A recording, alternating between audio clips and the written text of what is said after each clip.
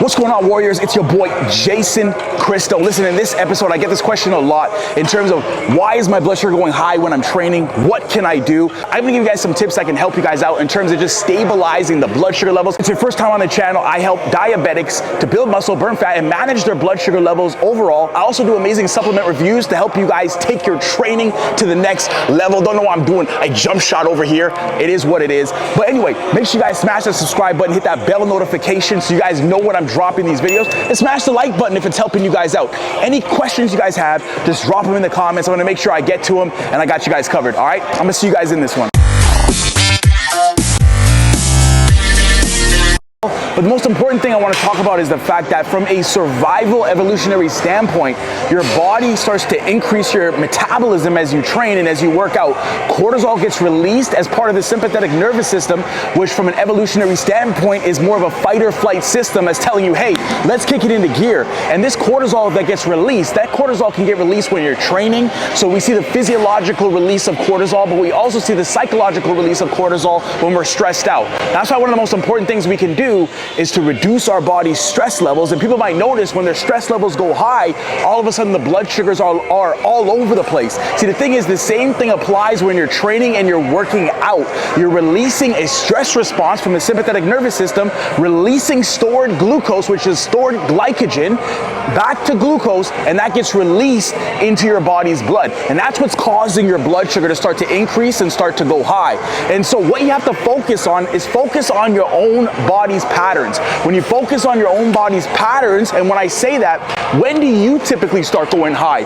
What workouts are you doing that's causing you to go high? Because when you understand that, then you can kind of get ahead of what might happen when your blood sugar starts going high, right? Now that we know that it's the release of cortisol during a workout that's causing your blood sugar to go high, if you notice this is happening 9 times out of 10, then one thing you could do is try sampling 1 shot of insulin to start with. And again, this also depends on how high is your blood sugar going. If it's going way out of the ranges, you might even need 2 units. So try 1 unit to start just to go up safely. Always carry sugar on you just in case you go into a low, and see if this helps to stabilize that blood sugar a little bit better after your workout. Now again, this is all about the patterns from your own body. And if you don't notice your blood sugar is going high, then you don't want to sample with insulin. It's only if you notice your blood sugar is constantly going high when you're training.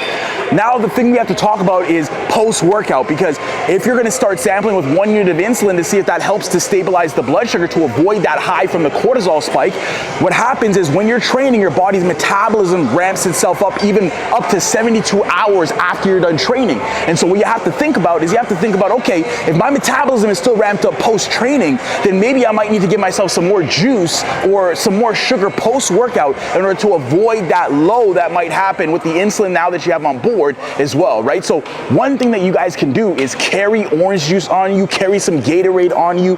Right after your workout, within 45 minutes, you should be having a meal that's high fat, high protein, high carbohydrates to replenish the glucose that's been lost after your workout so that you can store new glucose from the carbohydrates you eat as glycogen for your next workout, right? So these are little tips that you guys can do. Again, remember, post-workout now, after you've given yourself 1 unit of insulin, maybe you might want to give yourself a little bit of orange juice. Try 15 grams of orange juice and see if that helps to stabilize things out so you don't get a low after that training period as well, right?